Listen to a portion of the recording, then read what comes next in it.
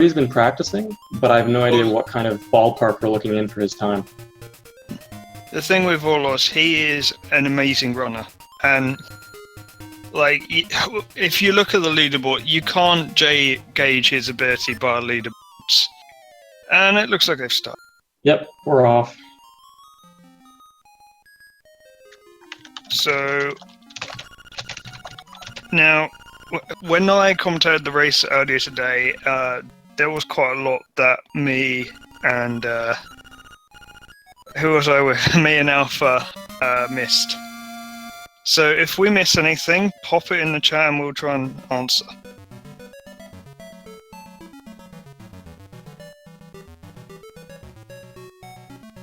So they're both going to the beach, get the sword. Now, I wonder if anyone's going to do the old strat, because one person did the old strat earlier today. Oh, it looks like Aulos is going for the old strat. Matt's going for the new one, and Matt sort of misses it, but I don't think he's going to get quick sword. Yeah, so the top method is technically faster, but because we want to collect rupees here at the beginning, 10 to be precise, if you get if you push the urchin from the left like Aulos did, you'll see that first spin attack will kill it, and it just makes getting that first rupee easier if it drops one. Now, what you're seeing them do with the shield here is they're actually trying to duplicate rupees. If you use the shield at the same time as you collect the rupee whilst it falls, you should get a second rupee off it. Yeah, so the way it works is either the shield or the sword, you can line Link up so that the rupee hits Link at the same time that it hits his shield or sword hitbox, and you'll collect the same rupee twice. So that's how they were able to kill just a few enemies there and already have so many rupees. So Aulos had a really good start there with his rupee grind, and it looks like so did Matt.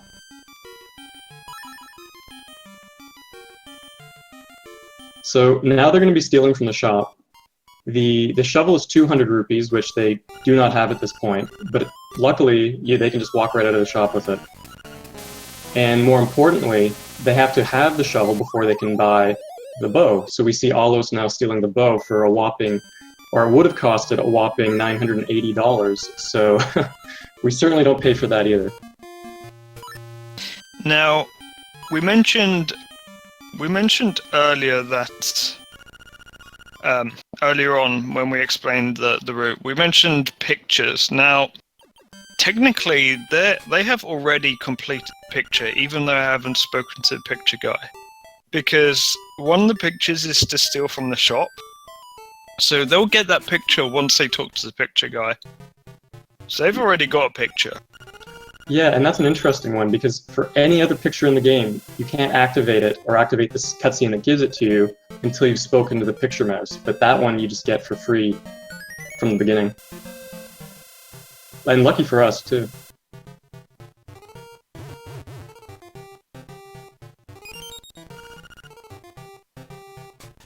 So they're picking up the powder here from the trendy game. That's what we needed the 10 rupees for to start with. Otherwise, the casual route would be to go into the woods, grab the mushroom, take it to the witch, and then use the powder on Terran. So we don't do that. It's a lot slower. At least in Hundo it is, because we need the powder anyway.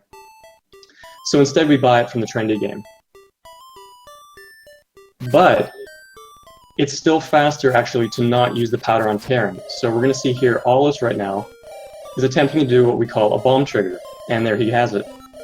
By placing a bomb, 2 bombs in a very short frame window, you can activate certain objects on the screen. So in this case, he was able to place 2 bombs in very short succession through a screen transition, which activates, quote-unquote, Terran to transform away from the raccoon.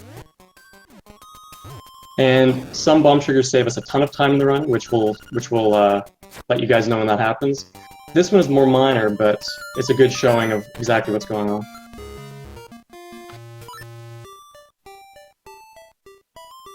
I would also like to apologize for the misalignment of Aulos' picture. I guess they're working it out. Yeah, unfortunately that's out of our So control, but I yeah, think they're working to fix that's that. out of our control.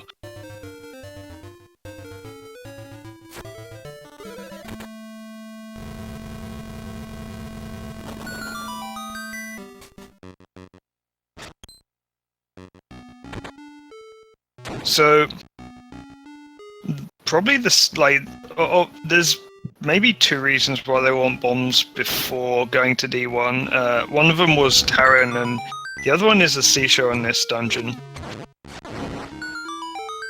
Yeah, so we need bombs just to get this seashell right here. So at this point in the game, this is our third seashell, and we're trying to collect 20 so that we can get the level 2 sword later in the run. And the earlier we can get seashells, the quickest we can get seashells, the sooner we can get the level 2 sword, which is a lot more powerful. That was a really nice menu from aulos. Yeah, it's nice to get those menus done before you collect the item in some cases, because it can save you some menuing headaches. So in regards to seashells, there will be some management that they're doing here, because there is a room in this game called the Seashell Mansion, which you probably already know about. It gives you the level 2 sword. But what it also does is when you have 5 seashells or 10 seashells, it gives you an extra seashell. So they're routing that in so that they're there when they have 5 and there when they have 10. I also want to point out too that if you guys may have noticed, Aulos got a chest turn on that boss key chest. A chest turn is a one-frame trick where you can turn on the same frame that you open the chest, and it doesn't do anything, it doesn't save any time, it looks cool as heck, and you lose time if you fail it and you feel really silly. So we already see Aulos setting the stage for a couple little swag strats, so we'll keep an eye on him as this goes on. I feel like all the French runners try and do chest turns all the time now. Yeah. It reminds me of when Disclosure used to run this game. I think the general consensus is if you do more chest turns, eventually Aghanim is going to be a bit more kind to you. Yeah, it's all part of some great RNG manip. Be great if we found out that was actually true. A lot of pressure though. Yeah. Chest turn every chest. If you miss one, you get blue ball. So it looks like they've both had a really good start of the game so far. They both had really clean D1s. Aulos a bit ahead right now.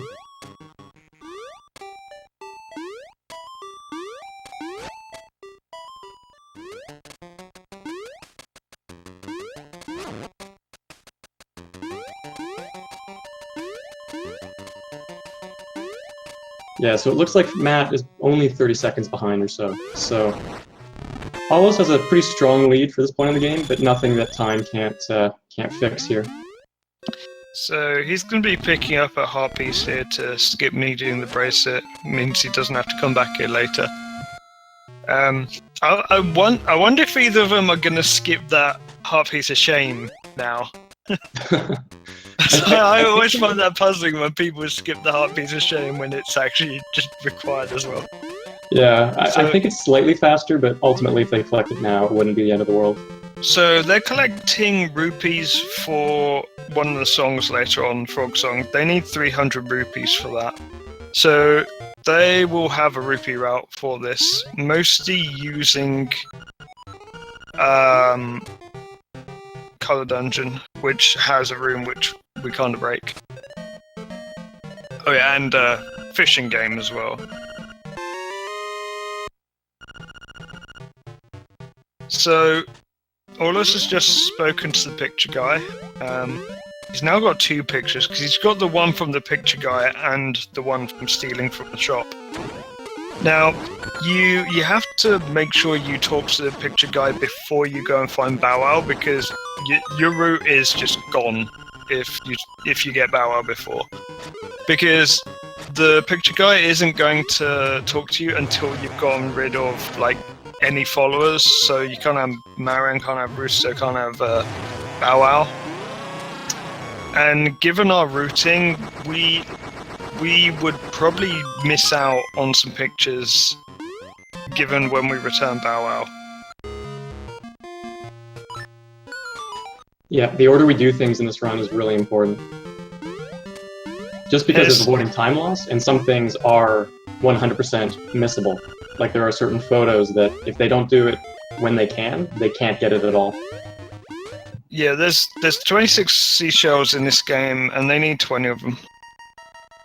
So there are some of these sort of collectibles that they're getting, which it's honestly up to the runner and their route when they get. But there are the few ones where it's going to cost them so much time if they just don't get it there and then and there.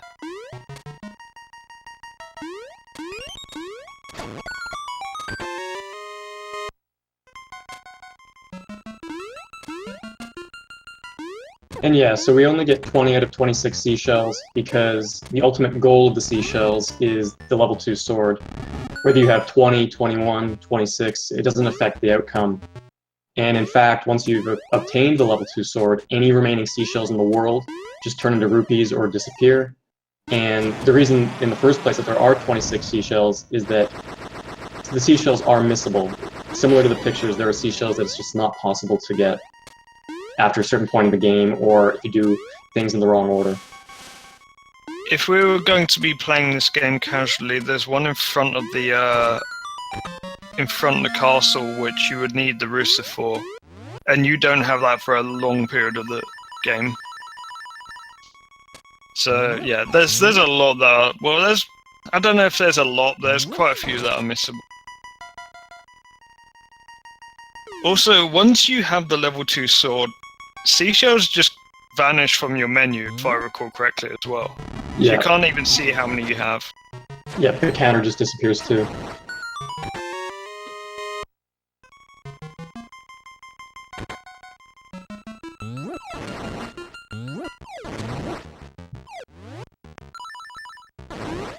So we can see on that side just another example of how powerful the bow and arrows are. A lot of mini-bosses will die in 2 hits, instant kill for most enemies at this point in the game, and it's invaluable to have in the speed run because it speeds everything up so much.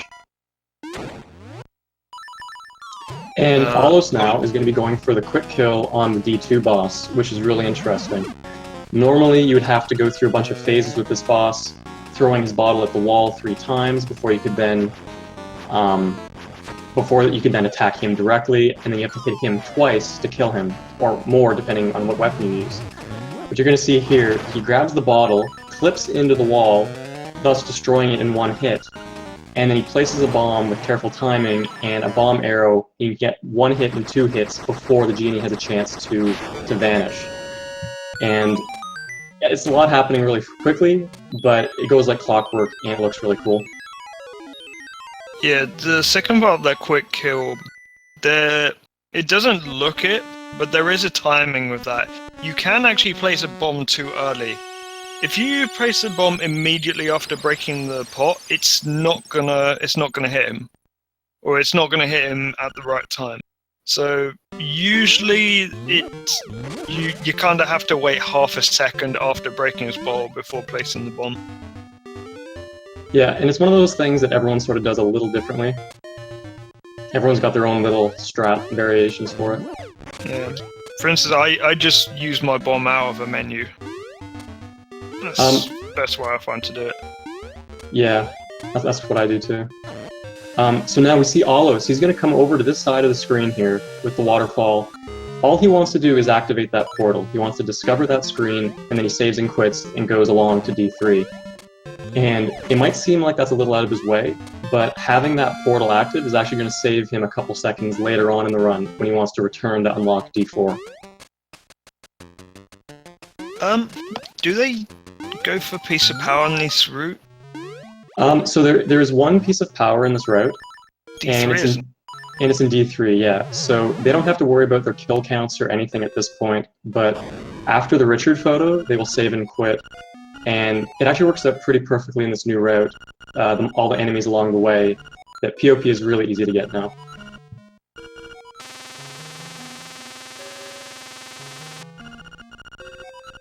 I like that POP is back in a save and quit route. Yeah. In some form.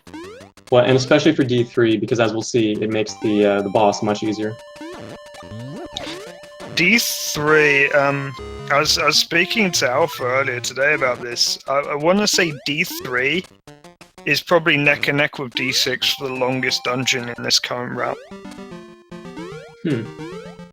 Because D5 is not that long anymore. You're right, yeah, with early hookshot, D5 is not very long. Yeah, that's an interesting question. I'm not really sure what would be the shortest or longest dungeons anymore. I think the shortest would be D8 still. Either D8 or D1 is always one of the shortest dungeons. Yeah. Even done properly, it's just a very small dungeon.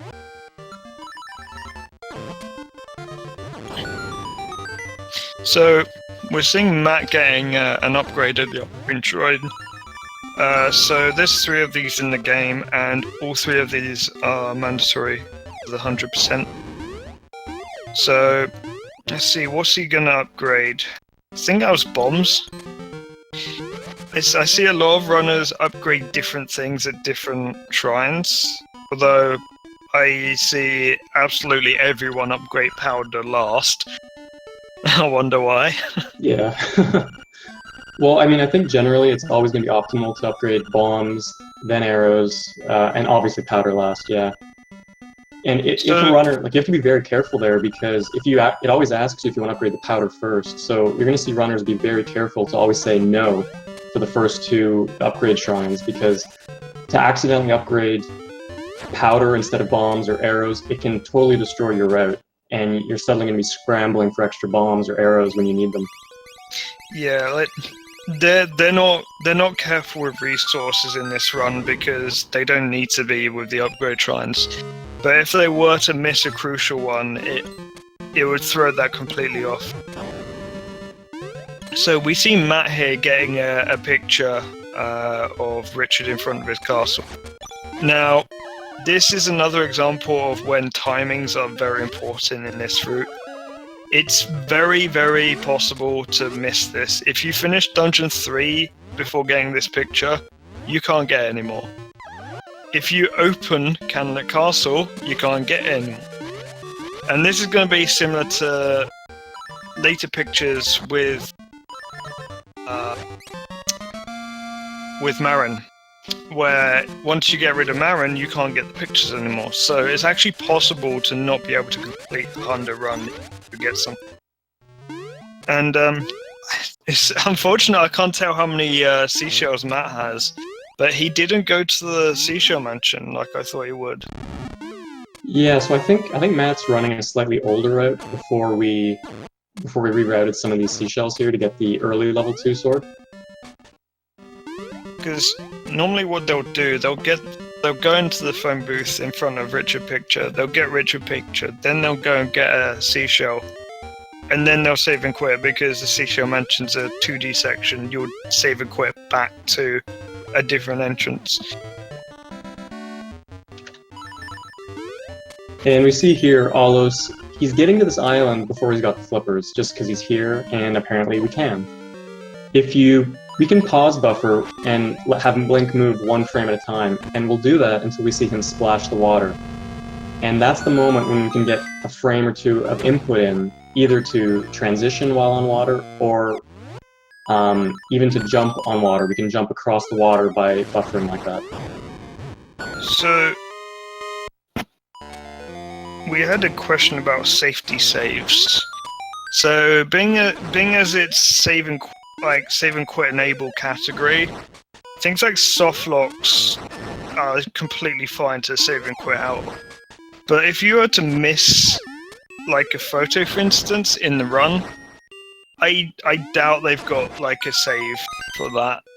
Well, in either way, it would be devastating, because if you remember early enough to reset, you've lost minutes, and if you don't, you remember too late, then there's not a whole lot you can do about it. If you remember too late and you've got no save file, your race is over at that point.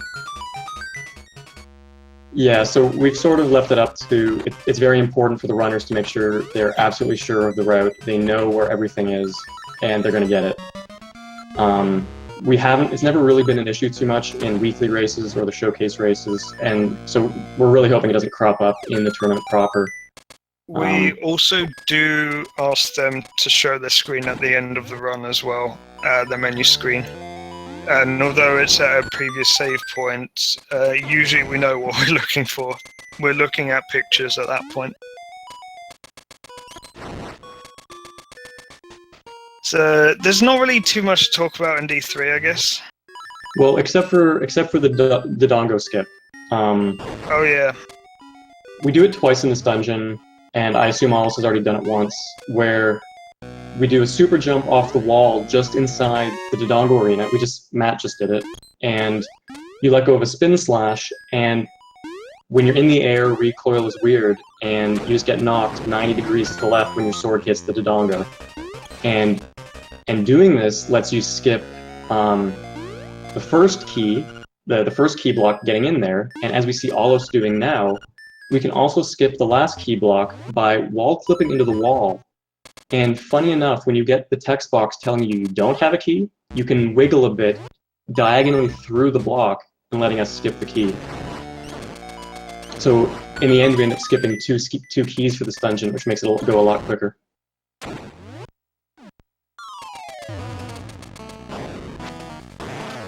And it looks like Aulos didn't pick up a Piece of Power here. Piece of Power is a random drop that you get after X number of kills from enemies, and it gives your sword knockback, and you do double damage to most enemies. Exact same effect as the red tunic that we'll see later. So we saw Aulos, he had to use the old feather and sword spin strats, whereas if we had POP, the sword would do enough damage that we can just quick kill the boss, basically. And Matt does have POP here, so we'll see if he can pull it off. Oh, Matt having quite a... It was good for the first half of that fight. It was good for the first half. But he kept it together. Looked a bit dangerous near the end there. Yeah. It looks like he bonked off the wall a little too early, so Slime Eye landed right on him. But luckily he was able to not panic and finish it up. So, it looks like he's somewhat caught up to Aulos, but remember, Aulos has quite a few more seashells than him at this point, so Matt's got a bit more to do before he goes into the next dungeon.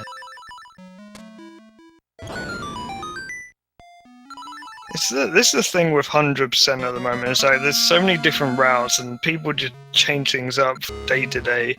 Well, and just even minor differences as people learn new strats but want to keep their old strats. So it makes it interesting, at least. Yeah. I always find it interesting to see what people do in D7 to skip the boss. Also, we see some fresh tech from Aulos there, where he save and quits after giving the stick to Terran, and surprisingly enough, it saves time to then go back and pick up the honeycomb afterwards. You don't have to see the little cutscene where Terran dances around getting chased by the bees. And oddly enough, we didn't have the stick. We never got the Yoshi doll. We never did the trading sequence. But the game just assumes that if you've beaten D3. Terran needs to be there because you can't beat D3 without the stick. So we just take advantage of that, and the only reason we actually need to get the honey from Terran at this point is because we need to get the pineapple, because we need to get Marin, because we need to get the photos. So we've got quite a little side quest here to deal with between D3 and D4, just so we can get some Marin photos.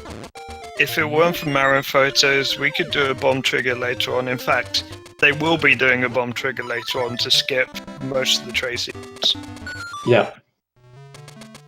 Although, to be honest, it's nice to have that extra level of complexity to the run, because to remove the trade quest to that degree, it would be kind of just like our main category.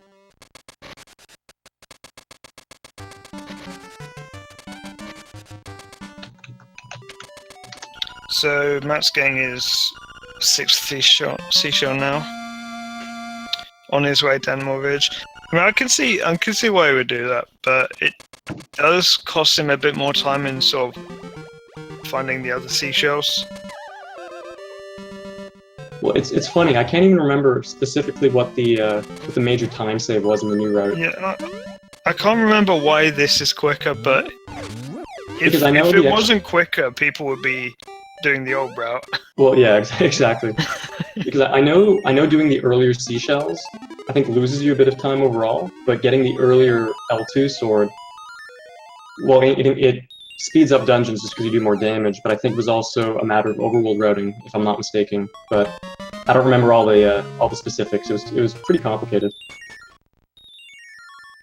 So between Dungeon 3 and Dungeon 4 has like a massive drought of just anything in that dungeon. Yeah, it's about 15-20 minutes, something in that ballpark between dungeons. This is basically the collectathon of the run. Yeah. You just go around collecting stuff. Definitely the biggest overworld segment. And aulos playing the fishing game. Oh damn! How did he miss that? He's so bad. Almost as if he did it on purpose. Yeah. But that'd be silly, right? It's a waste of money now.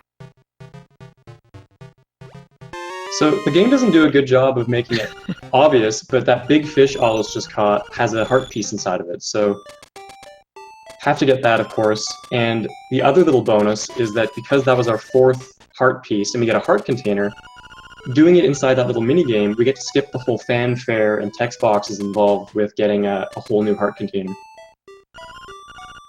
So the reason, okay, so that small fish, I should probably explain, he did that intentionally. It's quicker to let the small fish swim off the screen than try to avoid it. So we see both players, they completed their cleanup of the overworld around Animal Village, and now we've come back to Mabe Village. Grab that heart piece, grab some photos here, and shortly we'll be picking up Marin. We also saw Aulos get the ocarina. I don't know if Matt's got the ocarina yet. Yes, he just did. He did. Okay, he did. Yeah. So we need to get the ocarina before we can collect any of the songs. There's 3 songs in this game. The Ballad of the Windfish from Marin, Mambo's Mambo from Mambo, and the Frog Song of Soul. And unfortunately, you do need the ocarina to get those. Oh no! Matt got the second fish. Oh. Oh dear. Well, luckily not too much of a time waste, but that is too bad. I hope that doesn't throw off his rupee routing. It might a little bit, but if he's going, well, it'll be interesting to see if he goes for Color Dungeon Rupees, because there's flexibility there. If he goes for Color Dungeon Rupees, there's flexibility, but there's also the inherent RNG of rupees dropping off enemies. Well, to be fair, it looks like he's fine. He's at 49, so he should be able to get the full 250 from this. He'll just need to find 1 rupee drop. And before he can't find that 1 rupee drop.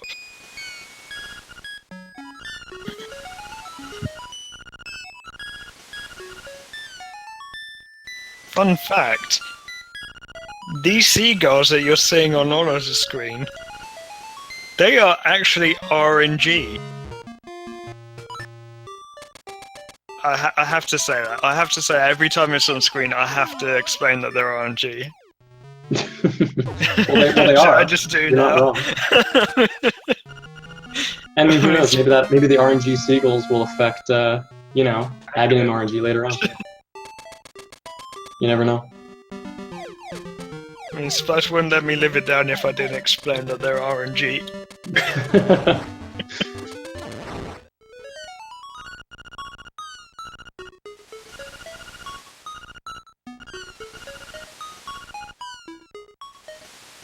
Oh!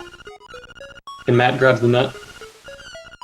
Very important strat. Affects the seagull RNG.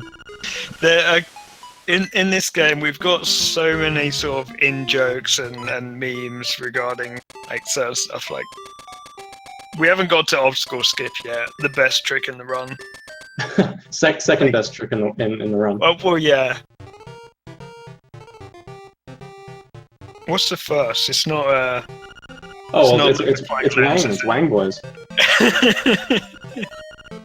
I don't think anyone likes that magnifying lens trick. No. No one likes that. Unfortunately, it's minutes quicker. Unfortunately, yeah. So now we see Aulos has gotten all 3 photos with Marin around the village. So we're now going to head into the desert, get the key, do a little more cleanup, and then finally head into D4. So, despite having Marin with us, and Marin is there to wake the walrus, we're actually still going to use bomb triggers to wake the walrus, because it turns out it still happens to be a bit faster. So as we see Aulos do here, he's going to equip the bombs, and similar thing, he lays 2 in quick succession on a screen transition here, and instantly Marin starts singing, and the walrus is going to wake up. And we use this trick in a lot of categories as well. So in our any % main category, when we don't even have Marin, this trick still works, and that's how we sort of get through here.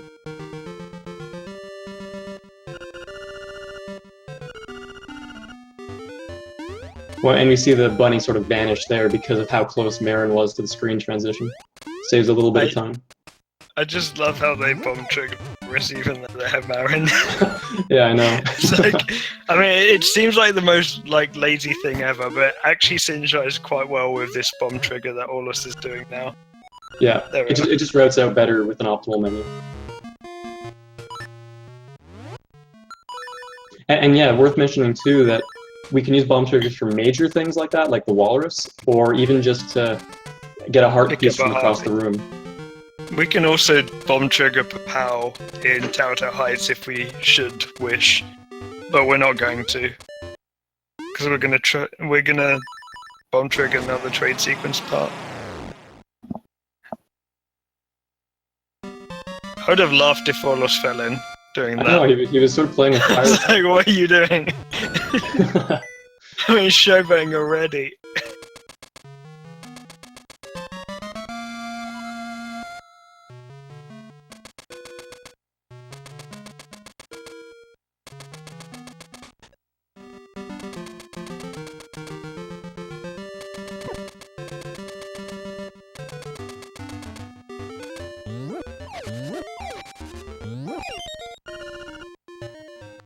Yeah, we see throughout this race that Aulos has just amazing movement. He's, despite not having a top time in LADX necessarily, all his time spent playing the original Link's Awakening. He's really got the movement and all the mechanics down to a science. I'm actually going to look up his times in LA. So he's, in main category LA, he's 2nd place. He's actually not done Hundo in LA. That makes me laugh. Well, it is a bit of a meme. Yeah. I remember I once tried to do Hundo in LA with a route Flynn gave me. It didn't end well, thus I don't have a time.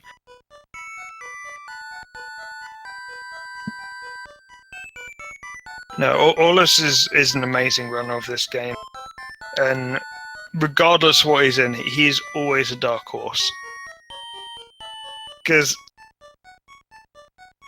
even though he's not on the leaderboard, you know he has a time that's within sort of that top bracket of runners. Yeah, definitely. And he'll disappear for months at a time, and then reappear just for these events, and he always does so well. It's a bit like Darko now, isn't he? yeah, a little bit. He's the new Darko. Although we haven't seen Darko himself in a while. He'll pop up next tournament and win the whole thing. Yeah.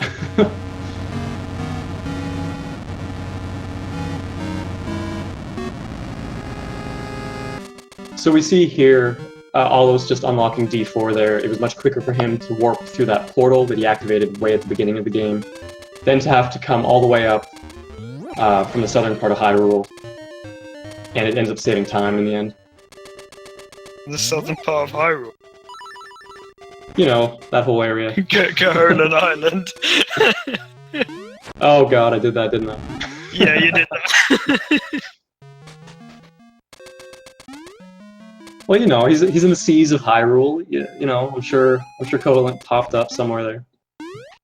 That's how I'll sell it. I mean, you could have memed it more by saying it's Holodrum. Yeah. So we completely missed all us doing the second most important trick of the run, which was obstacle skip. Ooh, It saves first try half a buffer second. jump though. Nice. Did we ever explain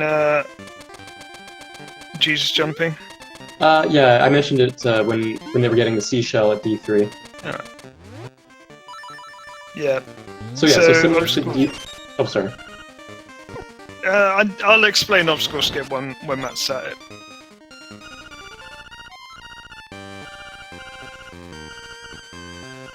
And we see aulos getting the very important butt sword. Just another very, very important trick.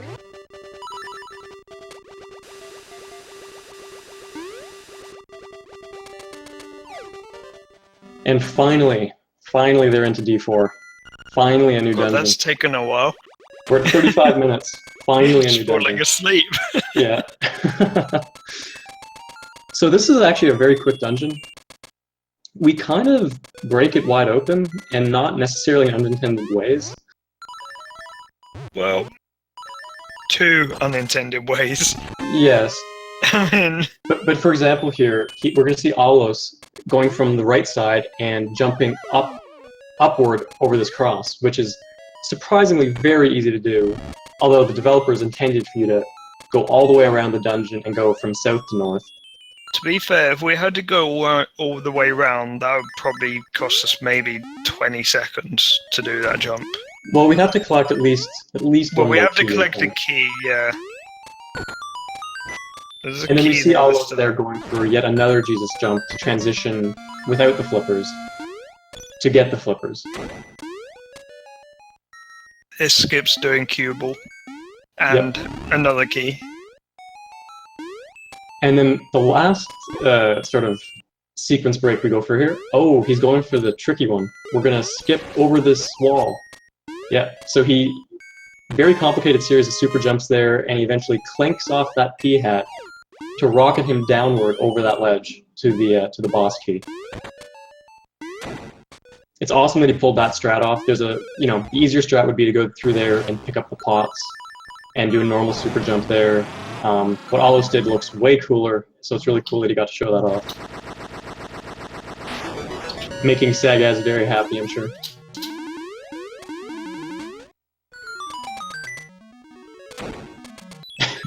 And before you blinked, the boss was gone.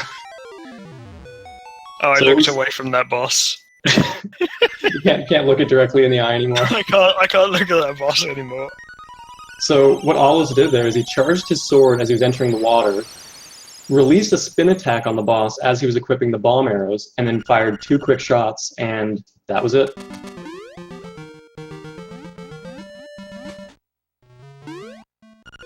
And now he's getting song number 2. Some would argue the best song, Mambo's Mambo. So this is the only one of the 3 songs that we'll actually see our players using in this run. We'll see him use it once. Oh wait, no. Do they not use it twice? Maybe going to the egg? Yeah, we use it 2 or 3 times. I can't remember between the routes anymore, but yeah. A handful of times anyway. The thing is, in most cases with dungeons, it's quicker to just save and quit. Well, exactly. So what song number 2 does is it allows you to either warp back to Mambo's Pond on the overworld, which we'll see in a bit, or if you're in a dungeon, it'll warp you back to the start, kind of like the mirror in A Link to the Past. But like Cravone said, because we're allowed to save and quit in this category, it never makes sense to warp to the front of the dungeon. We'll just save and quit and do that. But interestingly, it's the only song we use in this game because the other 2 songs are only used for cutscenes and story progression, and because we've got our fancy bombs, yeah, exactly, we don't need to use the ocarina for any of those things. In fact, we've gone to the stage where in our main category we don't even get the ocarina at all. Yeah, one of the best changes in the main category, in my opinion, was not needing the ocarina anymore. Oh, and it looks like aulos is going to go for a save and quit strat on the mermaid coming up here. We recently found out that there's quite a few text boxes in this game where, on a yes or no question, you can save it. You can save and quit on the answering of the question to get the item or to activate the object, or depends on the situation. So we're going to see in this case that when he gets the scale from the mermaid, he's going to save and quit and go back to the telephone booth to save a bit of time. So, fun fact: there's actually a pit that's next to the water. So Aulos just bomb triggered the fisherman, and that's half of the trade sequence done. So if we didn't need to get the honey and the pineapple earlier, we would have just come here and gone directly to the bra. And that's just a byproduct of maybe lazy programming, where in some of the 2D sections where there's special tiles and things like that, they'll look like a wall, but they'll be functionally a pit.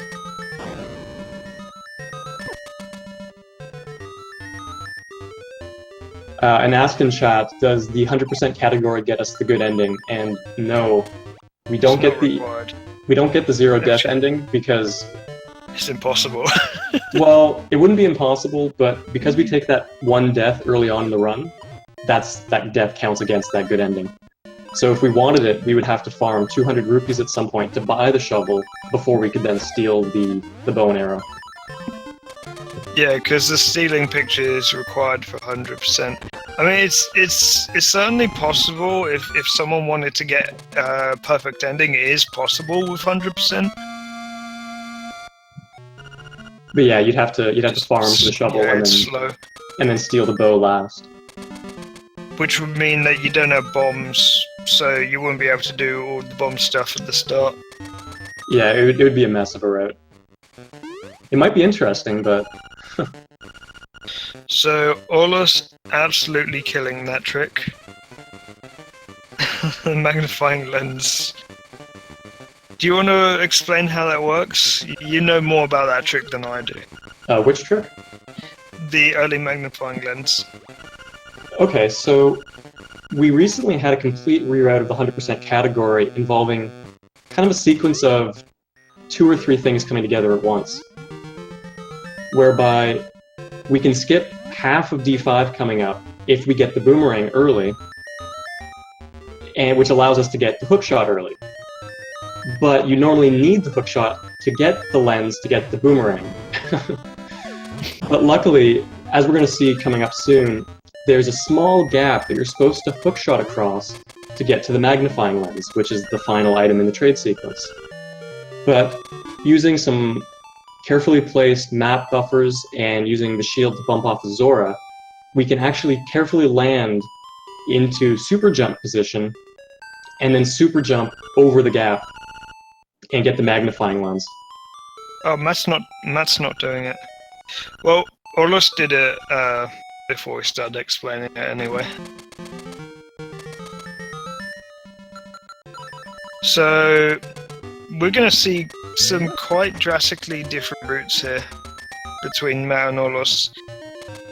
Yeah, I think Matt's the first person in the tournament to not do it. Well, I had thought that Matt was doing early hookshot, but I guess he's not. You're right. Doesn't look like it. So yeah, so if he's not going for early hookshot, we're going to see quite a difference in strats from this point on.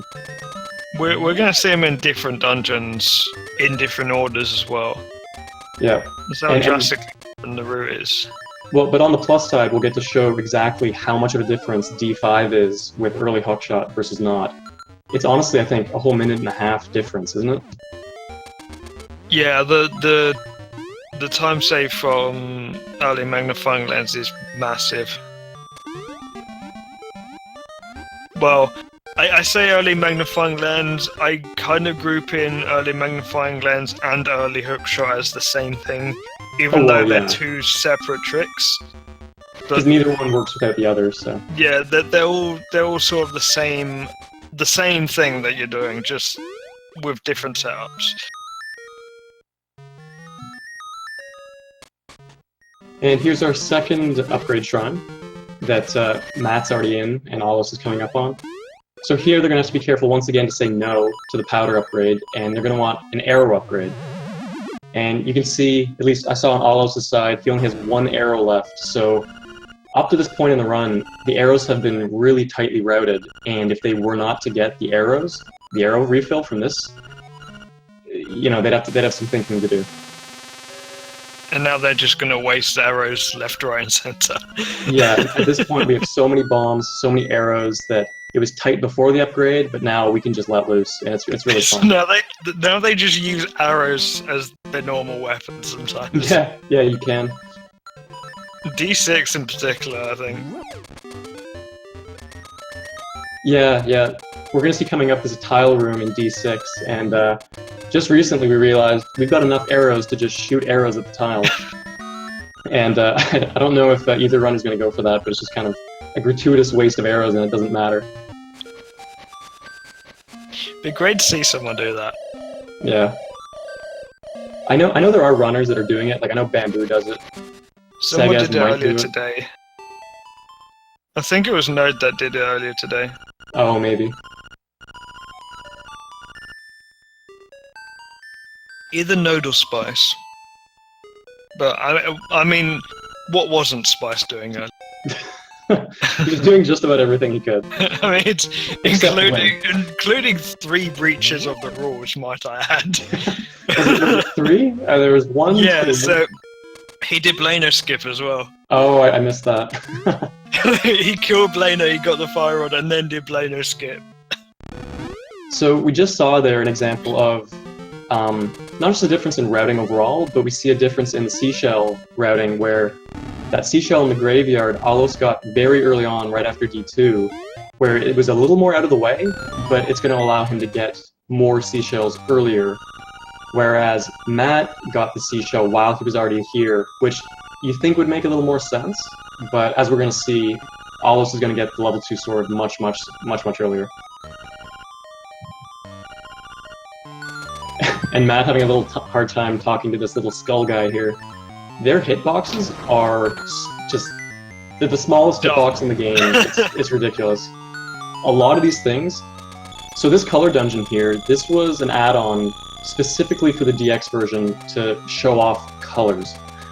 And it's not a terrible dungeon, but like all the things added into the DX version, they're just kind of tacked on.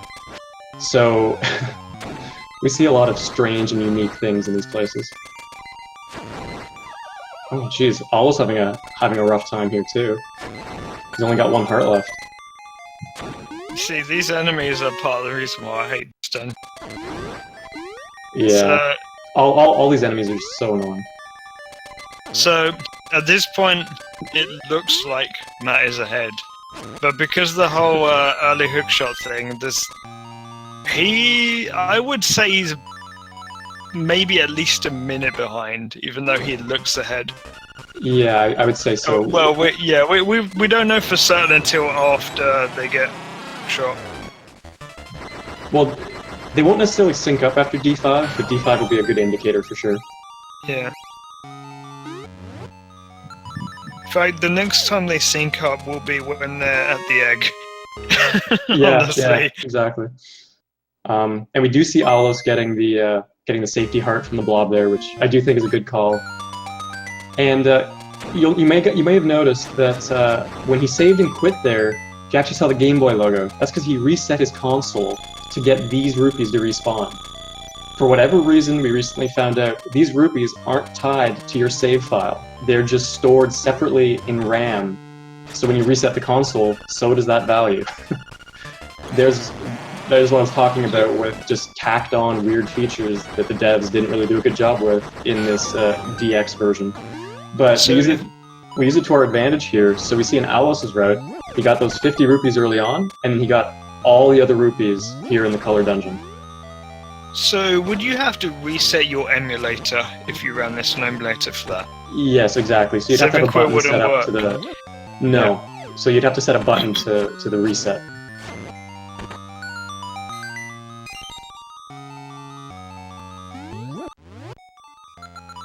So I didn't actually notice, we call this the bingo room, with all the 4 holes and the colored enemies. I didn't really see how Aulos' went. It looked like Matt's went alright, though a little... It was okay. Oh no. Oh no. As we see Matt blaze through this room, you can see how easy it can be.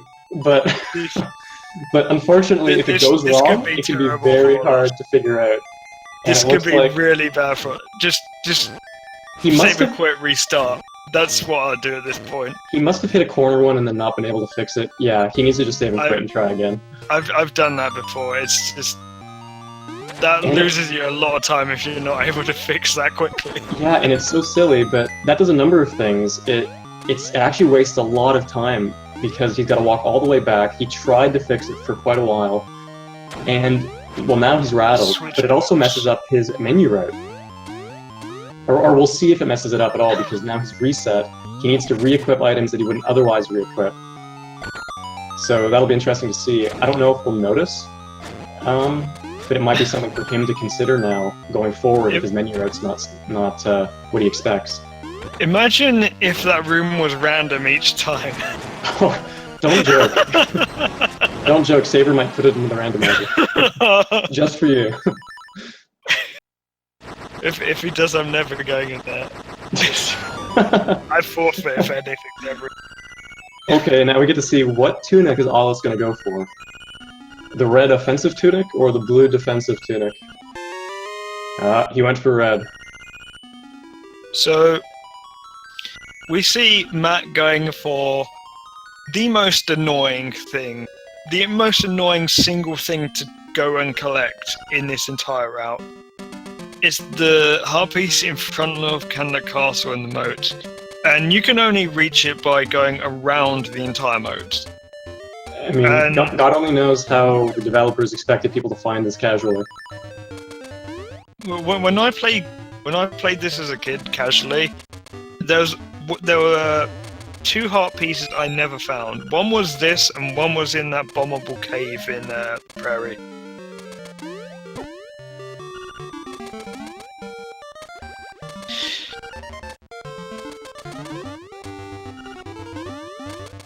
So now aulos is going around and he's doing this area called the signpost maze. And as you can tell, it's just a series of signposts that point to each other, and you just have to talk to them and then carry on. It might seem really simple, but it's really easy to accidentally speak to a sign twice in a row if you're mashing too quickly or something, and that will reset the maze because it thinks you've made an error. And as you can see, from start to finish, it's very long, so if you mess up at the wrong point, it can cost you a lot of time. And we're doing all of this just so we can unlock a room with Mamu, so we can pay 300 rupees to get the game's worst song. Excuse me? Worst song. You heard it here. Worst song. I debate that. Chat, put in chat, do you think this is the best song or the worst?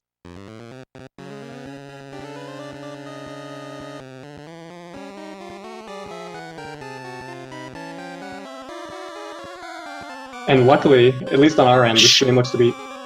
Hearing. Whoa. We're not making this a national anthem thing, okay? We're not doing the same thing as in front of the egg. We're not doing that.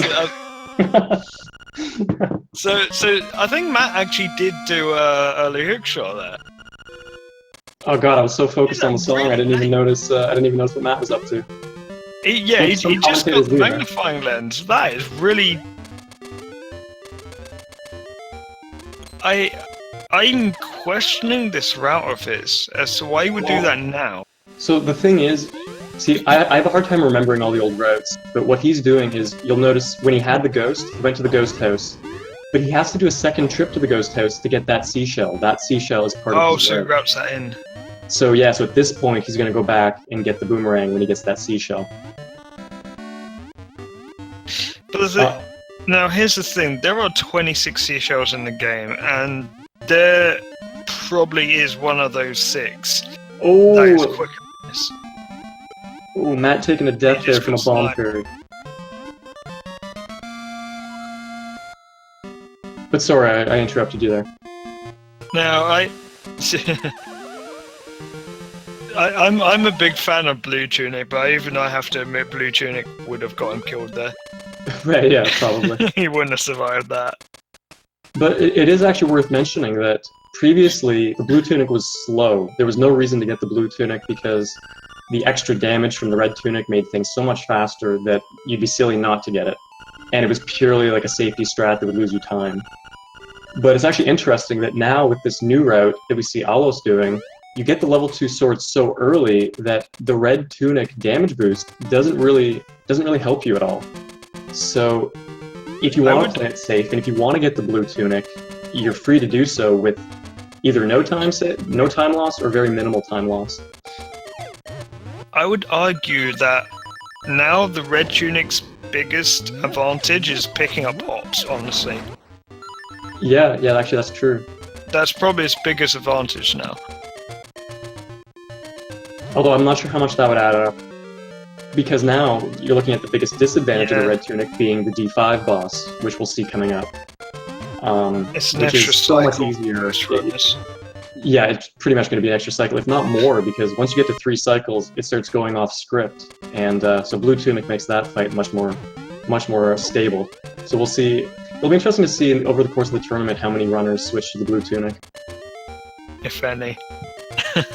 Well, I'm thinking about it at least, so there might at least be one of us. If I were running in this tournament, I'd definitely be using blue tunic. That's just me. Are you hardly surprised? Well, you were going to use it either way. I was going to use it either way. Well, what we do see here, though, is with the knockback effect from the red tunic, aulos was able to just bully the Armos Knight into the corner there. It still took a full 6 hits of damage from him, but he didn't have to do spin attacks or dashing or anything like that. He was able to just poke him in the corner until he died.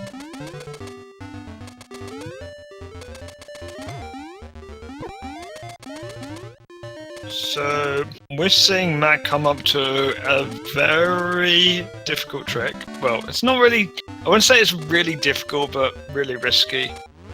So, he's going to get a key to spawn in this room, and he's going to try and boomerang so that he needs to pick up that heart. Oh, okay, he remembered. So he's going to try and boomerang this key into the next room, because the next room transforms all small keys into the hookshot. Now, right, so in normal play, you would kill Master Stophos 4 times, and killing him in this room would give you the hookshot. So, like Kervon said, we're going to try to delay collecting the key until after we've transitioned, and that'll give us an early hookshot. Previously, this had been a wildly inconsistent trick with loads of buffers, and it could fail spectacularly and you'd lose your run. But recently, we found this strategy where by standing on a specific pixel and buffering the feather and the boomerang out of the menu, you can never fail. You never have to worry about accidentally collecting the key, and it's very fast. And it looks like Matt got a second try. He got a second try. That's still quick. That's still very fast. So as you saw, he only had to re-enter the room and break the blocks again, and he maybe only lost 10-15 seconds to RNG there. So you can fail that trick a load of times, and it's still faster than completing the whole dungeon.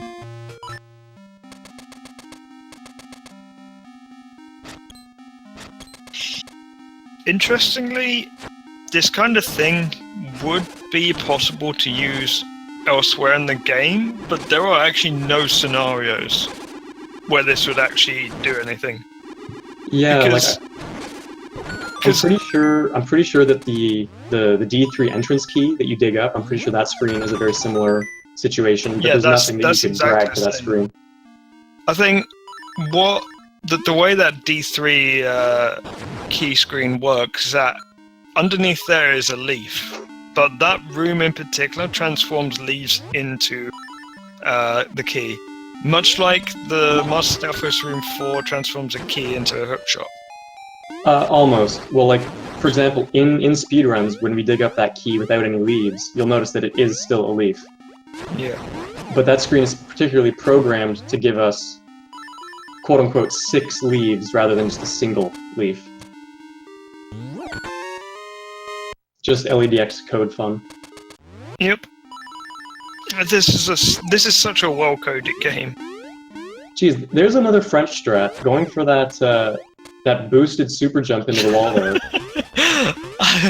I don't even bother anymore because all of this is just Saga stuff. Well, Saga's Say, I think maybe Black. Actually, Black might have started it. I'm not sure. I But don't know. Maybe like Black's probably involved. He's come up with so much stuff. yeah, Yeah, I mean, just one of those strats that Say, no, they just come up with so much stuff. yeah, they definitely deserve to be the top racers in the game. I mean, was it 4 of the top 6 are French runners? Yeah. No, was it 3 or 4? Can't remember. I'll look. Matt there made use of the boomerang on the Spark to get a fairy refill, which is some cool tech. Okay, so yeah, 3 of the top 5 runners are French. The only ones that aren't are Black and Bamboo.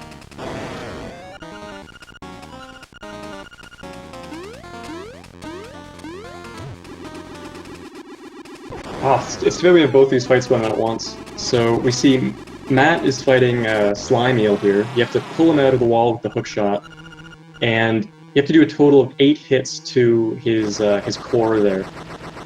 And unfortunately, this boss is very easy to 2-cycle 4 and 4 without the red tunic. But the red tunic, even though you don't see the boss getting knocked back, that knockback effect still gives the boss additional iframes, invincibility frames, that he wouldn't otherwise have. So you see Matt actually cleaning it up very well, but it makes the fight a lot longer and a little more precarious having to go for that 3rd cycle. You can still 2-cycle it, but it's much, much more difficult. And meanwhile, Aulos finishes off the D6 Facade boss with 5 bombs. And that boss is extremely easy because we can hit him with 3 bombs before he even starts attacking us. But now they're moving on, and it's at this point in the run that Aulos is going to go in and grab the level 2 sword. So typically, we wouldn't collect this sword until the very end of the run, right before the final boss, which I assume is what we're going to see from Matt. But it's really helpful in Aulos' route to get the level 2 sword this early and have all that extra damage.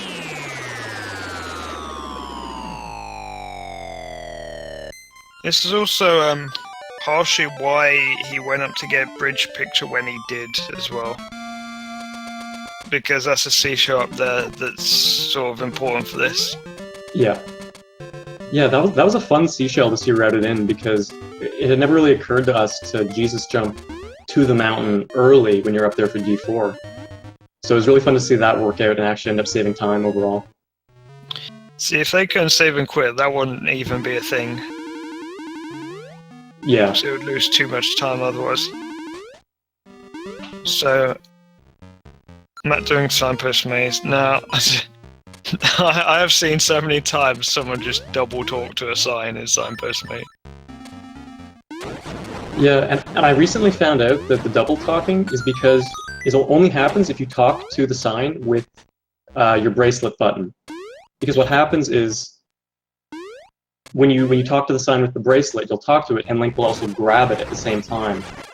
So even if you're holding away from the sign, mashing, by holding it, you'll face it, and it makes it much easier to talk to the sign again. Whereas if you make sure to talk to it with any other item in hand, you can just mash it. You can just mash away, and you don't have to worry about it. So Aulos not getting first try on early hook shot. Now, the absolute worst thing they could do with this early hook shot trick is to pick up the key early. If they do that, it's game over on doing that trick. Although it looks like he Aulos got a gets second it. try. Yep, second. Same as Matt, really. Although we did recently discover how to prevent grabbing the key accidentally. So as long as runners are aware of it, that should never happen anymore. The only thing you have to worry about now is just bad luck and having to try a few times. It's quite interesting the order of dungeons that they're doing, because like Matt's gone for signpost maze before D6. Yep. And This will presumably be because of seashell routing. I'm gonna guess he's gonna go D6 last, and then he's gonna get the level 2 sword just before fighting the final boss. Yeah. So what he's going to do is he's going to unlock D6 and use that cave as a warp point after getting the sword to warp back and then do D6. Which is what we did for a long time before the before early hookshot sort of shook everything up. Early hookshot is quite a recent thing as well, which is why the route right now is so volatile. Like, everyone's using a different route. Yeah, and I think it was early hookshot that sort of really kicked things off with regards to renewed interest and a lot of runners playing it. It might have even been the catalyst for why this tournament is 100% and all the new strats we found. And yeah, it was just really great because this category is really fun, but it was sort of stagnating for a while there. This new trick is blown it wide open, and I want to say only maybe the last couple of days is the route actually just really sort of getting a bit more, okay, this is the quickest route. Yeah, we're finally sort of settling on something. Yeah, until Sagas finds something else next week. So we kind of missed it, but Aulos, on his way to the boss there's a few ways to go about it with the hookshot. It's actually very easy to skip that key and get to the boss around that pit. But we saw Aulos actually he got a first try hookshot jump to get to the boss, which was really cool. We'll explain that more coming up here with Matt going for Rooster Skip.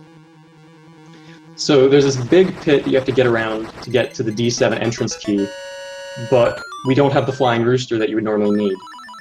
So what Matt's going to do is shoot the hookshot, and there's one frame before it retracts fully where you can jump. Similar to a Jesus jump on the water, and he's going to use that to cross the pit. And he did a fantastic job. So he used map buffers for a bit of safety, but a first try rooster skip is always worth it. And if he had fallen there, he would have lost 30 odd seconds. Did you see what Aulos just did? No. He mamboed as he was getting the instrument. I was gonna say I can still hear the dungeon enemies. Didn't really notice. I think it was frame perfect on that as well. Oh my gosh! I think he may have accidentally buffered it because if you're holding the ocarina, yeah, it'll play. Oh my gosh! Wow, that's lost him quite a bit of time. It has. It'll be interesting to see how much that might have tightened things up here. That might have tightened things up a bit. Yeah, I think he'll probably still come out ahead, but he's going to be kicking himself for that one. I hope someone clipped that. Oh, first try hookshot jump again though. He gets to show off some swag. Wow. Well, I tell you what, at least he didn't have to redo the boss again. Well, I was gonna say the boss, he 3-cycled, but he could have 2-cycled it. His second cycle, his first hit clinked off the tail. Otherwise, he would have 2-cycled it. Well, that's some excitement there. I've not seen that before. No. Actually, I say that I've actually done that before in D4, of all places. So we can see here, he wanted to play Mombos coming out of it, so I'm not sure if he buffered it too early there, how early he was trying to hold the button, or just mashing with the wrong button. But yeah, that's unfortunate. It's funny, but it's unfortunate. Oh, look at that bonk there. That was nifty. I don't think that saves any time, but I'm curious now. I'm a fan of anyone that uses the boots to jump over pits.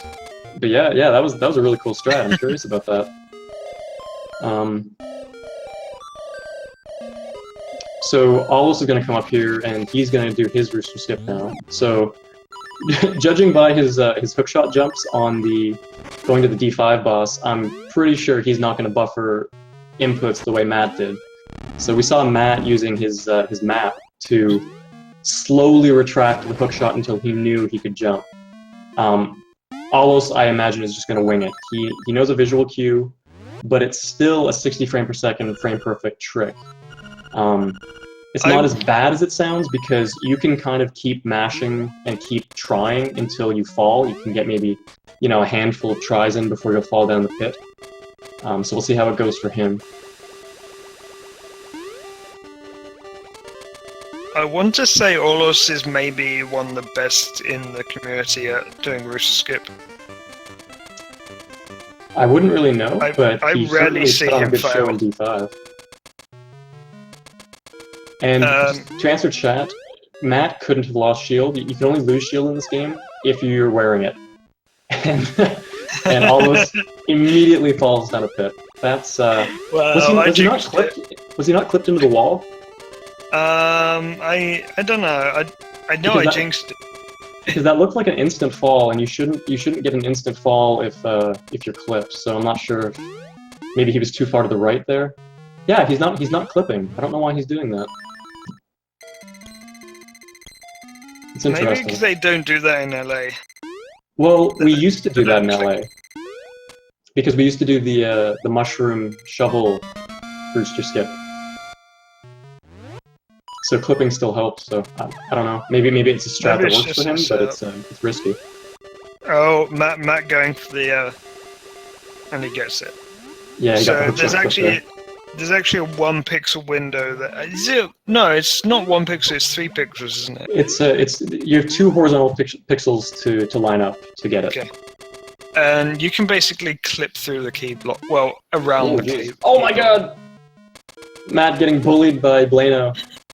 That's too bad. That's gonna cost him a bit of time to get back there.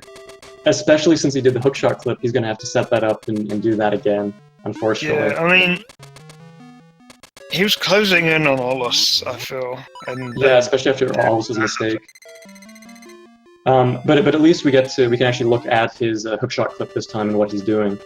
He's gonna super jump up to that top ledge, line up as precisely as he can. He's, like we said, he's got a 2 pixel window, and then he's gonna get up against the ledge, and he paused too early, so he had to wait to land there. But by buffering hookshot and feather out of the menu there, you get in this weird half jump state where you hookshot really quickly, and it clips you into the block, and you can kind of get past the key block there. I would say Aulos is still ahead at this point, but yeah, at this point it's so hard to tell who's ahead. So because Aulos has D7 and D8 left to do, Matt has D8, D7, and D6. Yeah. But we do get to see some fun stuff from Aulos here in D7. Oh, he gets caught by the blocks. See, that's the if you don't have the boots in that room, the timing is pretty tight to get through. Oh, but he did the block glitch there. You see, he kind of glitched them into opening without him pulling back on it. So that's a cool little backup. Man, that is some old stuff. That is some old stuff for sure. We used to do that when we had ball strats here. That's a 1.0 exclusive. Yeah, to be honest, I didn't know you could. I forgot that you could do that in LADX. But we see in that room with the lever, there's a steel ball there that you're supposed to pick up and carry around and throw at these pillars. Aulos doesn't have that. He's just using these bombs and he's bomb triggering them all. And here we see an example of not using a screen transition, but instead just dumping bombs into a pit really quickly. So the discovery of bomb triggers really sped up this dungeon. And also something to point out is, as we see Matt going through D8, his Blano fight and his cue ball fight, for example, are much slower because he still only has the level 1 sword, whereas Aulos can kill those bosses in 2 hits.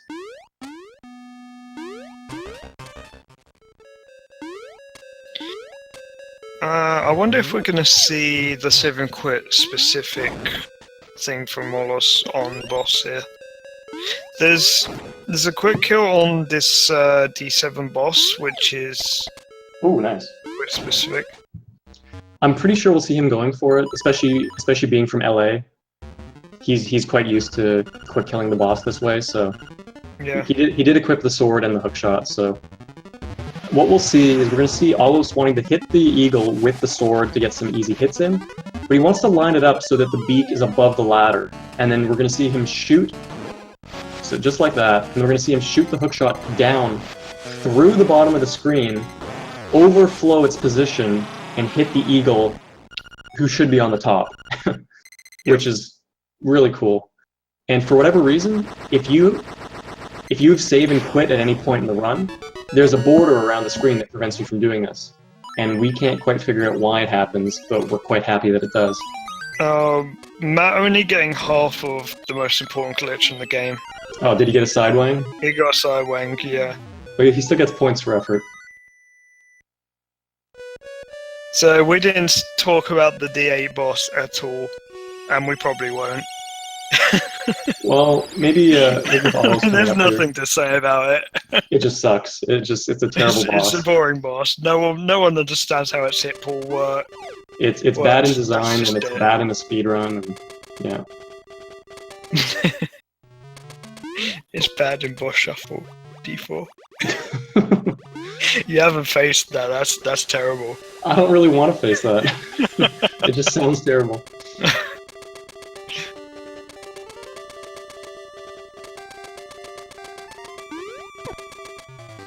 So we now see Aulos making his way to D8 in a different order than Matt. And by beating D7 before D8, we actually see Marin up on this ledge, somehow waiting to be rescued. But we're just gonna see you later. We're just gonna do a couple well-timed jumps and get right past. I mean, she can Jesus jump after us, but yet she can't jump over that small little gap. Well, and you have to wonder how she got up there to begin with. You know, it's not an easy trek up there. Maybe a hookshot broke down.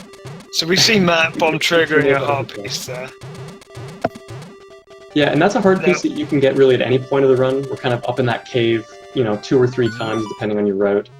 It just tends to be personal preference and where your menu's at. Matt saving half a second there on obstacle skip. You save half a second each time you get it. If you fail it, you lose 1.5 seconds. Well, that's only if you get the text box. Actually, no, that's if you fall. I think the text box is maybe you lose less time. Yeah. But yeah, we really want to avoid Marin on that bridge, because not only does she talk to you for a while, gives you this little cutscene where she miraculously walks through the air and get back down to Terran, but then you also get an owl cutscene afterwards where the owl gives you some hot tips. So it's very important to skip. It's like 40 seconds to a minute. It's as if the game is going, here's a really long text box. Now you have to wait for him to walk in. Here's a really long text box, and they're like, okay, it's all finished. No, it hasn't, because there's an owl. Yeah, it's just painful. It's just adding insult to injury.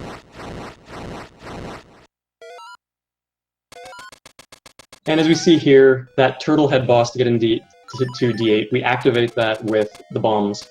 Normally you would use the third song, that very expensive song we got in the Signpost Maze. But even though we have the song, it's still faster and so much easier to use the bombs than having to deal with that ocarina. It turns out that if you use bombs, you make things feel full of life more than if you used other means, such as music. Yeah, that's funny, because if you use the ocarina to summon the turtle head, he'll have full health and he'll be a mini boss, and it takes like 8 hits to kill him. But if you bomb trigger him, he's got 1 hit. Yeah, and you can just whack him with anything and he'll just explode. It's not as powerful as a song, I guess. No, I guess not. You also can't bomb trigger the rooster, so there's that. Which is unfortunate for other reasons, but we would never even bother in any run. It's like no point. No. So both of the things that we would use that third song for, we just entirely skip.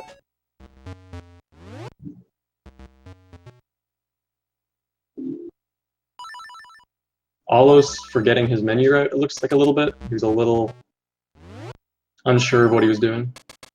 Yeah, he had actually, I think he had soft locked at one point there. he was he went for the links like the LA boot dash strats there. Because, yeah, on his first attempt at getting that cliff, he got in there, but then he went back up the stairs. Oh, did he reset? Did I miss that? Yeah, I think he had to reset or something. Well, either way, Well, I didn't see what happened to him. Okay. Well, chat's saying that He they don't lost think he time reset. there.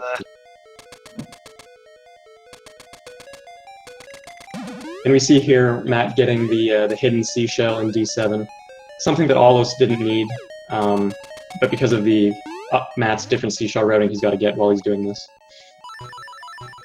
So, the hookshot strat on the bird boss, it's new to do it with the hookshot.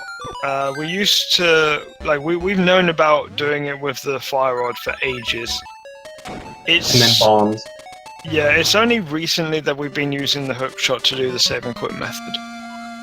Oh, and we're gonna get to see a different strat here from Matt. He's gonna go through the P-hat super jump here in D7 to skip the boss queue. Why does no one ever do the Cravone clip? Well, that's the backup strat.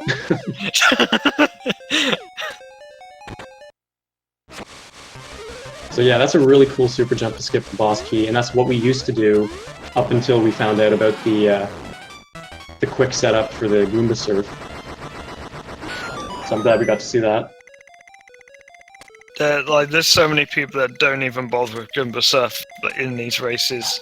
Well, like even me, for example, I used to bother with the Goomba Surf, but I think more and more it's painful. It's a painful gamble. Goomba Surf is a really bold gamble for well, I mean, it saves what, 12 seconds. It's roughly 10 perfect seconds. RNG. Yeah, perfect RNG and perfect execution.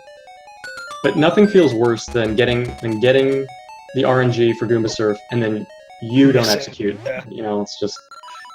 I know that feeling. But of course, you know, the top runners will always go for the craziest strats. I don't expect Sagas to ever do a P-hat. Oh no, he will always Goomba Surf. And so this is Hothead. This is the boss of D8. He just kind of bounces around the room.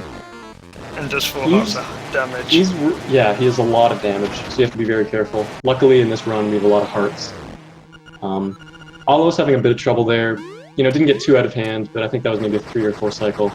So not what he was looking for. It's a really difficult boss because the first time you hit him after he comes out of the lava, he's got a long, long sequence of iframes, and you can't damage him again until he moves again. And it's really hard to time, and it's really hard to manipulate or do it precisely in any sort of way. So some people claim that by like a timed mashing they can get it, or some people just mash as fast as they can to try to frame perfectly get the hits in. But generally, Hothead will just be bad if he wants to be bad, or it'll go well if it wants to go well. Every time I've one-cycled that boss, I've not mashed. I've mashed as long as he's not near a wall. I don't use the fire rod if he's next to a wall at all, because that seems to not work. And Cravone, we're getting a very important correction from the chat that it's the magic rod. Oh yeah, it shoots magic and it sets things on magic. Yes, exactly. I mean, how could a fire rod defeat a flame monster, right? You need the magic rod to set it on magic. Yeah. Although we don't have a magic meter, so explain that. Better game. There you Agreed. You knew I was going to agree to that. Yeah. So, we have to be quiet for this.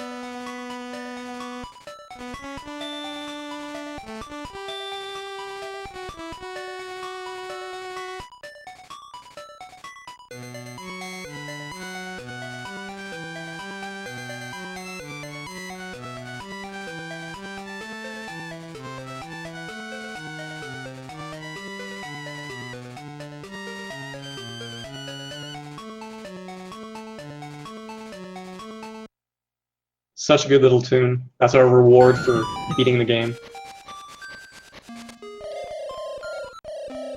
So yeah, that was a bomb trigger. That triggered that.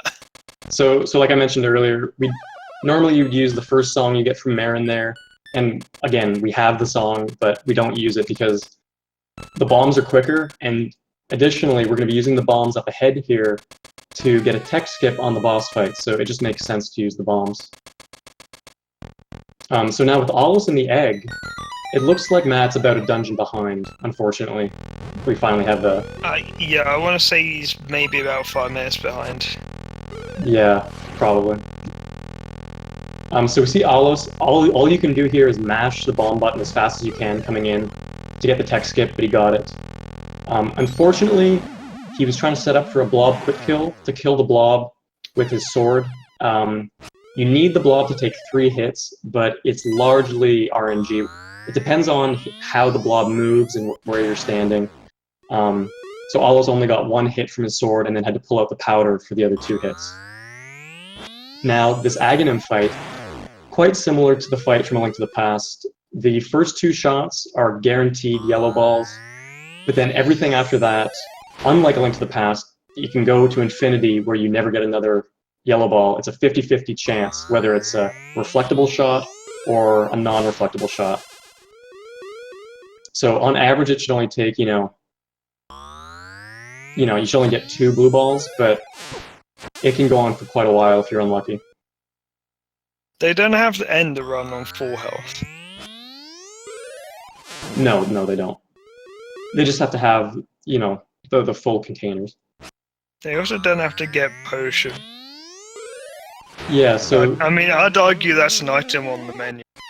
So the way the category is defined is you need to get all non-diminishing items. So potions are infinite, you don't need to collect it. Even the powder itself, like if you were to use up all your powder, you don't have to finish the game with powder in your inventory, as long as you've gotten the powder upgrade, and you're fine. It just so happens that you would never end the run without powder, simply because we need it throughout the run for getting the upgrade shrines, and of course, getting the upgrade gives you a ton. So, aulos was going for the... aulos was going for Death'll Skip there. If you play the Ocarina on the exact same frame that a bat is going to start flying, it'll get frozen in place, and then the game will get confused and think that the bat is Death'll, the bat will die, and you can go up the staircase without having to beat this final phase. But unfortunately, it looks like he missed it. But still a very quick boss fight. I wonder if Matt's going to take a death here. I sort of feel he should. He should. Yeah, looks Really like he's not going to. Well, but that does it for aulos. GG to him. And he's finished with an official SRL time of 1:27.25, which is a very respectable time for a race run to be to be. Sorry, go ahead. It's a PB for him as well. Technically, yeah. I mean, technically. I'd be curious to know what his best time is from all of his practicing, but certainly he hasn't uploaded anything yet, so we can call it a PB. So I'm gonna see where that would put him. It was a 1:27.25, was it, or 27? It was a 1:27.25. That would put him in like 12th. That's a really good run. Yep. And just with all the things that can go wrong during a hundo run, to get to get in the ballpark of 125 is still really good. And I'm sure he's not going to be particularly happy with his performance because he probably thinks he can do so much better. But really, at the end of the day, it's a race, and you can only take what you get. I mean, he lost several minutes due to things, particularly Car Dungeon. Yeah, sorry to interrupt, but Matt just taking a punishing here, just taking all the hits from the tiles, because as we talked about having... Hey aulos, how'd the run go? Dude, the worst mistakes ever. Why would I freaking save and quit when getting the boots, and why would I freaking press Ocarina when I finished Dungeon 5? Oh my god. I was gonna say, nice Dungeon 5. They were a ton of fun to watch, though, I gotta tell you. Nice Color Dungeon puzzle. Oh yeah, oh my god. I don't know what switch I did hit, but I definitely screwed up something. Yeah, that's one of those puzzles that's so easy, but if it goes wrong, you have no idea what's going on. Yeah, it's like if it goes wrong, it's like you try and fix it, but you know you're gonna have to just reset. And if I had to guess, it probably won't be the last time we see someone get mixed up with that puzzle. We saw Xander. It happened to Xander during the showcase races and aulos today. So both very good So runners. It easy just to do. happens. But So yeah, just for the record, I have a PB, a secret PB of 1:24:16 or something like that. Oh boy. okay. I was gonna say you could go several minutes quicker than this one. Yeah, but my PB sucks anyway, so... Well, you should still upload it. You know, a 1:24 is still a really good time. I mean, you'd beat Xander 8th. Yeah. Yeah, no, I want my PBs on the leaderboard to be races. It's more fun. Fair enough. If you bought Bamboo, you need to submit it. We need that top 3 French. Right. At least I got some cool stuff, like the double firsties on the way to the Dungeon 5 boss. I have never ever I've never heard double firsties for the Dungeon 5 boss jump. Yeah, that was an amazing flag. I had to keep on my mistakes, you know, with swag points. Yeah. The chest turns. Yeah, I All wanted the at chest least turn. I wanted at least one, but at the beginning I struggled with it. But I got like the dungeon 5 Nightmare Key one, I think. It was pretty sick. So Yeah, because I caught the chest turn in D1, but I didn't. I wasn't keeping track for the others. Yeah. Maybe I got the level 2 shield, I don't know. Don't remember. So, how long ago did you start derusting this tournament? So my very first full run was last Saturday, and I got the 121:40-ish. A 121? At 121. Sorry, 124. I was gonna say 121. Wow! Oh my god. So, I mean, that's pretty good for your first round. Yeah. Beat TGH there. My aim was really to well, firstly to know the route, then to have somewhat of a menu route as well, even though I Yeah. screwed up a lot, because with the adrenaline I wanted to go fast, but it was full of mistakes. Well, And- yeah, And the big you know, the big tricks like the early hook shot, which I kinda do by luck still. Well, so you had second try, which isn't too bad. Yeah, at least I didn't get the key. That would be... I safety saved anyway entering the Dungeon 5, but... Well, yeah, it's always good to do, but we have figured out, you know, how to prevent getting the key accidentally. Oh, did we? Nice. Yeah. so if you don't know that, we can fill you in, but Sure. definitely a good idea to safety save if you didn't know.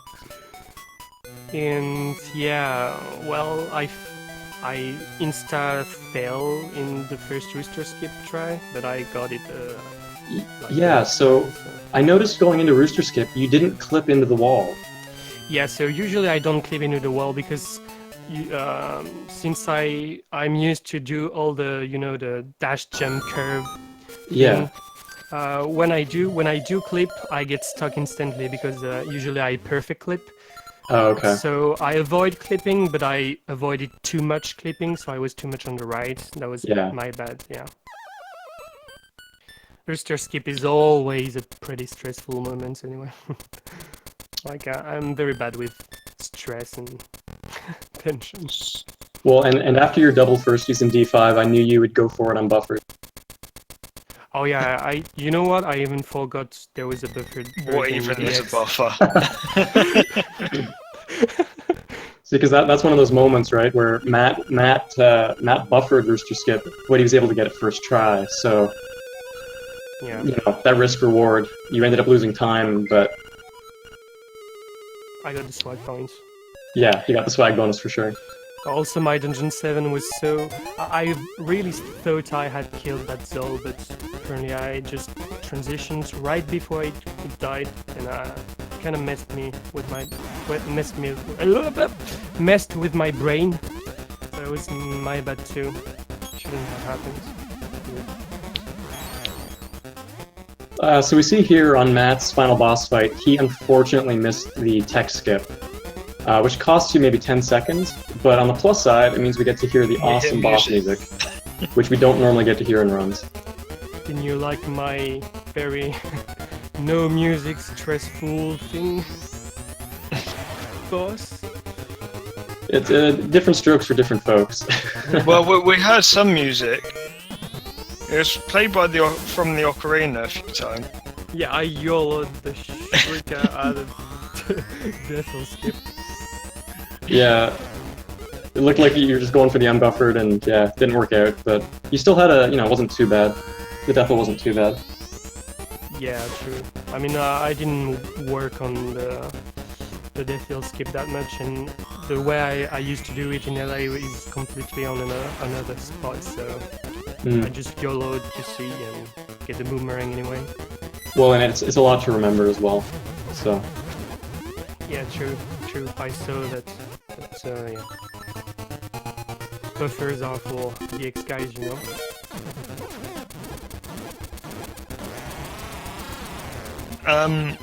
Aulos, would you be able to show your menu screen from your last save? Sure.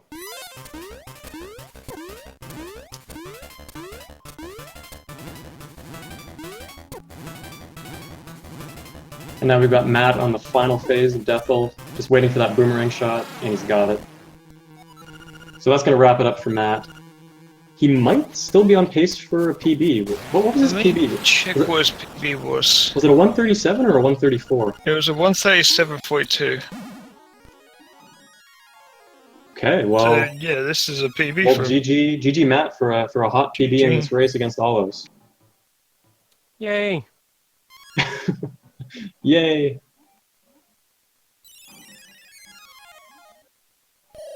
See if he comes in for an interview.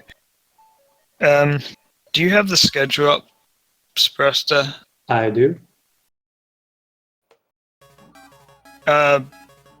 Aulos, can you show photos as well? Well, let's just see if Matt wants to get in here. I guess start I should menu go and to the then hold mouse, select. Oh. Just loud swimming around. I know very well the LADX. So Matt, which one? Which one? What? I'm missing a photo. Yeah. I have you missed a photo. Fisherman's. Did you get the bridge picture? Yes, I did. All three Marin pictures? I did get all three Marin pictures. Did you miss the Zoro photo? I did not. Did you accidentally cancel the fisherman? I saw the photo. Okay, well, we can figure it out later. That's too bad. Yeah. Because I was just saying that it looks like you got a PB of about a minute there. Yeah. I want to say that can it go was back the through and fisherman's photo. Because everything else I was checking off in my head as I was going. Right, yeah. I think we saw you get that one, though. Well, I mean, there's a lot to watch. I wasn't really paying too close of attention to these things. Yeah, but so. we did find out that one has issues, doesn't it? Yeah, so you want to make sure you're not pressing start during the fisherman. That might have been it. that very well could have been it. But well. we can double check the restream and just see what happens. Yeah, we can double check. And if you submit that as a PB, a verifier is going to have to go through and check anyway, and that verifier. I'm not going to submit that. I'm going to keep the pen to myself, but I'm not submitting it. You want to stay a dark horse? Yeah. So Aulos, good job. I told you wouldn't have to worry about anything. Yo, I did very well anyway in my run. Yeah, I was hoping I gave like half the audience a heart attack as I did the magnifying lens with half a heart. Yeah, Oh, there's wow. quite a few Yeah, moments there's moments from both of you with like half a heart through that race. I keep on saying it's tradition to go into doing that with low health. Well, you be actually got honest- killed by one of those bomb fairies. No, that's my nemesis. I want to have Hitman go to his house and just get him, just end him. Yeah, No more code for him. unfortunately, the bomb fairies are sort of par for the course for Matt. It never fails. That particular bomb fairy too is my nemesis. Well, it's a point in the run in your route where you tend to have low health, so it's just it's a recipe for disaster. Yeah, that so- happens. Something I noticed is that while both of you went for an early hook shot, Matt, you went for it quite late. Well, particularly the early magnifying lens. Why was that? Because that's the route I know. Yeah, Matt's just running the old route from before we got the earlier level 2 sword. Yeah, I haven't had time to learn anything. This is what I know, and I've managed to memorize this route, so I figured I might as well get sharp with this one and then learn the other ones. That way I don't have the problem like I do when I have menuing issues. Alright. And Don't it worry, looks it's all like planned. it looks like Sagaz in chat confirmed that it was the fisherman photo that you missed. Alright, I figured Unfortunately. as much.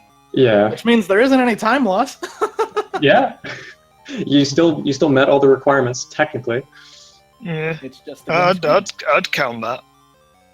Yeah. One of those unfortunate things because the game is bad. Yeah. Oh well. I knew I didn't forget anything. I just... I wonder if this blocked Wolfos, actually.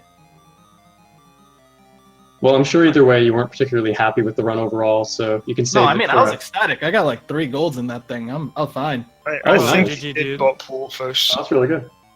And plus, a run where Wall Snake does not come out and bomb me is the best run. Yeah, you had a really good D5 boss too. You cleaned it up really nicely. Considering in my PB, that one was just utterly nasty. Every run I have dies at Wall Snake. This one did not, and I was on cloud 9 during. You also made up about, what is it, 45 seconds going between Wall Snake to the D5 instrument over aulos. Aulos accidentally momboed after grabbing the instrument. Oh, what is that? And he- Before so grabbing the He had to instrument. go back and get it again. Oh, So he had to redo the entire dungeon again with the instrument music playing as a nice little salty run back. And Oh. I misclicked and save and quit after getting the boots. oh. And what was the other one? There was another one. It's a color dungeon. Oh, he messed up Oh, the yeah. color dungeon puzzle like Xander Oh did my God. and had to save Oh and quit. no! I mean, I never did that in practice, so I had to do it at least once, right? Yeah, there's a bunch of things that I was trying that I haven't ever practiced in this run. Like the save and quit to get rid of turn early for the honeycomb, Yeah. and just a few other little things that I haven't actually had time to try. There's so many sort of small little things here and there with this route. It's impossible to keep track of all of them as a commentator as well, because you're explaining the big thing before you sort of not able to keep track of the small little things that everyone's doing. Well, and it was just funny too. Those little moments that Aulos had to break it up. Yeah. Yeah, between the two of you, there were some really fun moments there. I can't wait to watch it and find out. I honestly, if you're gonna rewatch it, I definitely recommend it just to see the things that Aulos did. The shenanigans. Yeah. All I was Not to make too much fun, but it was yeah. I hope don't at some play point. PB, I play to entertain people. Come on now. Yeah. Well, and at least now you've got the opportunity to get a really big PB for next race. Oh, this I is. hope at some point we see Space Father against Aulos. Why would that be good? Because they've both Because I'm had good. some quite interesting runs today. Team double Well- shenanigans. Well, to be fair, we saw Spice going for the swag points because he knew he was losing and he kind of threw the race. So Because in his mind, he had known that he was disqualified because he super slammed. He right. didn't know the technicalities of it, but he figured, oh, super swimming is illegal. I'm out. Might as well You have fun. super swim. Yeah, he accidentally super There's slammed some- at the early magnifying lens. They had similar Wow. times though, Aulos and Space Father. I think Space Yeah. Father also got a 27. So it's going to be interesting to see, I think, as this progresses, to see who gets the win, who gets the loss, and see how things get matched up for the second round. That'll be neat. Yeah. So where this first round is a bit more of a toss-up, random matching. I'll be interested to see how things shake out a bit more as it goes on. Yeah, I kind of feel those that lose in the first round, they're really not in a bad position. I feel like okay, the ones that win, like they're a bit more safe, but they're facing harder opponents. Yeah. Yeah. Plus, nobody wants to fight Team France in this tournament. Yeah, I mean, Yeah. The Baguette Brigade. Go, The thing go, is that- Team Friends, go, go. the people that lose the first races, like if they're able to get back up there, they basically get a second chance. Yeah. Yeah. A first loss isn't too bad.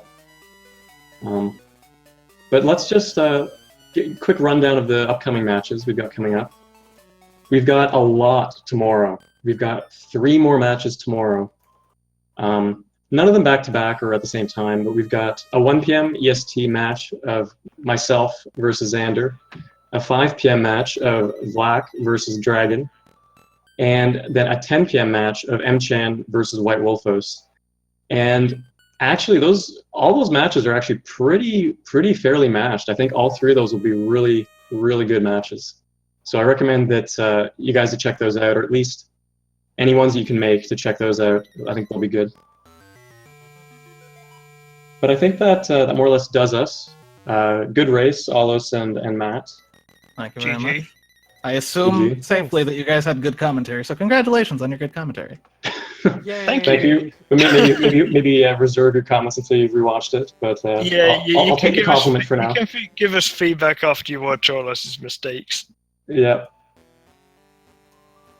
But yeah, so with that, I think we're signing off, and see you later, everyone. Bye. Goodbye. Good night.